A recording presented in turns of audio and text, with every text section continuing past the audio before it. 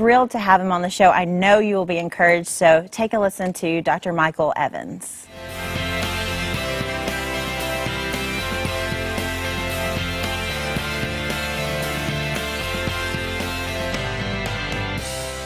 How important it is for each and every one of us to understand that God gives us our strength, God gives us the courage, and God gives us the boldness to move forward into places we've not ever been before.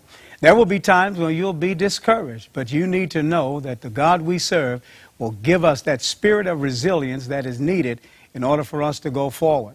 Scripture teaches us, as a matter of fact, in Proverbs chapter 9, verses 9, 10, and 11, says, "Instruct the wise, and they will be even wiser. Teach the righteous, and they will learn even more. Fear of the Lord is the foundation of wisdom, and knowledge of the Holy One results in good judgment. Wisdom will multiply your days and add years to your life."